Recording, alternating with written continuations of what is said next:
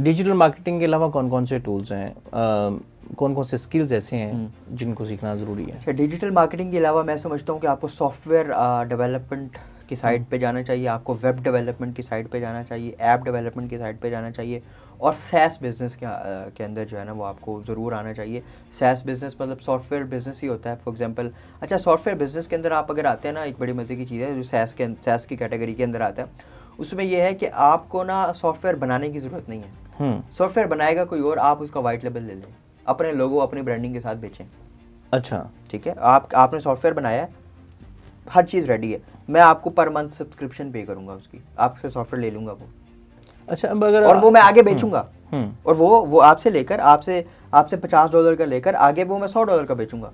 और उसमें आप यानी कि उसका चेंज करते रहेंगे, लेबल और लोगो चेंज करते रहेंगे, और उसको मल्टीपल कॉपीज आप रेप्लिका सेल करते रहेंगे। ऐसी यानी कि एक आपने जिस तरह पीएसटी फाइल ले लिया और उसके ऊपर आप चेंज करते रहेंगे। देखिए, इस सैस में ना, इसमें डिफरेंट मॉडल्स हैं। फॉर एग्जांपल, मैंने आपसे सॉफ्टवेयर ले लिया, उसको मैं अपनी ब्रांडिंग के साथ अगले को दे रहा हूँ, वो उसमें ब्रांडिंग ही को नहीं छेड़ रहा, वो मेरी ब्रांडिंग ही यूज कर रहा है, लेकिन वो मेरा पूरा टूल यूज कर रहा है, और वो मुझे पर मंथ $50 उसके दे रहा है। आपको मैंने जो है ना वो पर मंथ वो मुझे $100 दे रहा है, आपसे मैंने वो पर मंथ $50 पे लिया हुआ है। $50 मैं आपको दूंगा, $50 मैं अपनी जेब में रखूंगा। इन केस अगर आपसे लेकर मैं व्हाइट लेबल आगे करूं, ठीक है, तो वो यही मॉडल फिर सेम चलता रहेगा। अच्छा, जब आपने ये सारी चीज़ें सीख ली, पहला मरहला है सीखने का, सीखने के बाद आता है बेचना, कि जिन लोगों ने ये स्किल सीखे हैं वो बेचेंगे कहाँ पे? क्योंकि पाकिस्तानी कम्युनिटी में पहले हम चौथे नंबर पर थे फ्रीलांसिंग में पूरी दुनिया में, और बड़ी तेज़ी के साथ एक फ्रीलांसिंग इंडस्ट्री ग्रो कर रही थी। अब एक तो बड़ा चैलेंज आ गया कि इंटरनेट उस स्पीड से नहीं मिलता, जिसकी वजह से लोगों को मसला आ रहा है, क्योंकि पहले ही जो फ्रीलांसर्स हैं जो स्किल्स सीखते थे, स्पेशली इन इंस्टीट्यूट्स की वजह से, जिनको हम मंजन सेलर कह रहे हैं, उनको सबसे बड़ा मसला आता था कि उनको स्किल आपने सिखा दिया लेकिन बेचना नहीं सिखाया। तो बेचना कैसे सीखेंगे? देखिए, और कहाँ बेचेंगे? क्योंकि फाइवर पे तो शिकवा ये है कि क्लाइंट नहीं मिलता। सर, फाइवर पे भी नहीं मिलता, अपवर्क पे भी नहीं मिलता। और मैं नहीं समझता कि आज के दौर में आपको, क्योंकि नहीं, वैसे ये ठीक है प्लेटफॉर्म, मैं इनको बुरा नहीं कह रहा, लेकिन क्लाइंट अपना बहुत कम हो गया रेशो ना, क्लाइंट मिलना। मैं समझता हूँ सोशल मीडिया आपके पास एक ऐसा मीडियम है कि जिसके थ्रू आप जो है वो पूरी दुनिया तक रीच कर सकते हैं। आप एक जो है ना टोनी के मोबाइल में घुस सकते हैं, अपवर्क से नहीं घुस सकते। अच्छा, द मोमेंट आपका कोई भी बिजनेस है, आप चाहे आप ग्राफिक डिजाइनिंग की सर्विसेज दे रहे हैं, आप चाहे वेब डेवलपमेंट की सर्विसेज दे रहे हैं, कुछ भी दे रहे हैं, उसकी मार्केटिंग बड़ी ज़रूरी है। अगर आपने वेब डेवलपमेंट किसी भी XYZ इदारे से सीख ली है और आप डिपेंडेंट हो गए अपवर्क, फाइवर पे, तो वहाँ से काम नहीं मिलना आपको। ठीक है, अगर आपके पास स्किल है तो वो आप लोगों से इवेंट्स पे मिलेंगे, वो आप अपनी एडवर्टाइजमेंट करेंगे, खुद की सर्विसेज की मार्केटिंग करेंगे। इवन आप अगर मार्केटिंग की सर्विसेज देनी है तो आपके लिए अपने लिए मार्केटिंग बड़ा जरूरी है। और मेरी यही लाइन तो बड़ी वायरल हुई थी, खुद का क्लाइंट बनाए। हाँ, ये लाइन मेरी वायरल हुई थी। तो ये उसका मॉडल भी यही है। आप अगर मार्केटिंग आपका बिजनेस है, आप मार्केटिंग सर्विसेज देते हो, तो सबसे पहले तो आप अपनी मार्केटिंग करो। इसी तरह से आपका अगर कोई भी स्किल है, कोई भी आपकी सर्विस है, तो उसको मार्केट करो ना, उसको दुनिया तक पहुंचाओ, लोगों तक पहुंचाओ। मार्केटिंग का मतलब पेड एडवर्टाइजमेंट नहीं होता। मार्केटिंग का मतलब होता है आप लोगों से जाकर मिलो, उनको बताओ अपने बिजनेस के बारे में। This is called marketing. आप बताओ, आप ये सर्विसेज देते हो, कल को उसके किसी दोस्त को सर्विसेज चाहिए होंगी ना, तो पहला बंदा आप। हाँ, जब तक आप बताएंगे नहीं तो कैसे होगा? पाकिस्तान में कुछ आईटी के बड़े इवेंट्स होते हैं। हाँ, आप हर इवेंट पे हमें वहाँ पे नजर आते हैं। बिल्कुल, और मैं खुद भी उन इवेंट्स पे जाता हूँ। लेकिन गुज़श्ता कुछ दिनों से यानी कि एक बड़ा इवेंट इस्लामाबाद में होने जा रहा है, हमारे दोस्त हैं शाहजी इरसलान, वो करवाने जा रहे हैं, कनेक्टेड पाकिस्तान। तो मैं कुछ वीडियोस देख रहा था जी कि ये पेड़ लोगों को बुलाते हैं, पैसे लेके स्टेज पे चढ़ा देते हैं जी।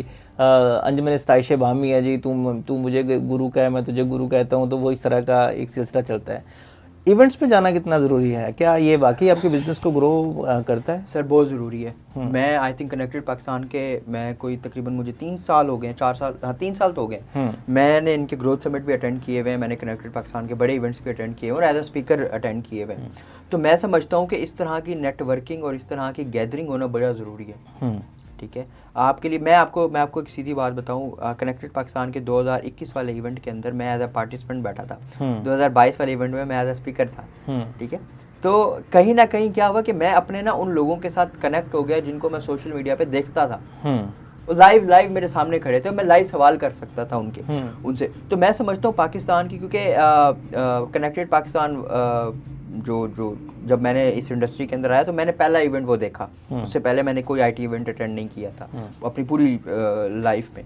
तो कनेक्टेड पाकिस्तान का भी और इस तरह के आईटी इवेंट्स का भी बहुत फ़ायदा होता है सर, बिजनेसेस को बड़ा फ़ायदा होता है और स्टूडेंट जो आता है उनको बड़ा फ़ायदा होता है, बहुत कुछ सीखने को मिलता है। और जो आपने बात की अवार्ड बेचने वाली, मैं नहीं समझता कि वो अवार्ड बेचते हैं, ठीक है। अच्छा, अवार्ड और सिविनियर में बड़ा फ़र्क है, ये चीज़ मैं एक्सप्लेन करना चाहता हूँ। बिल्कुल।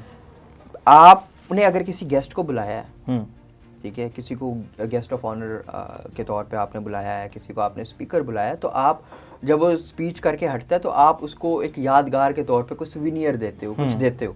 वो अवार्ड नहीं होता।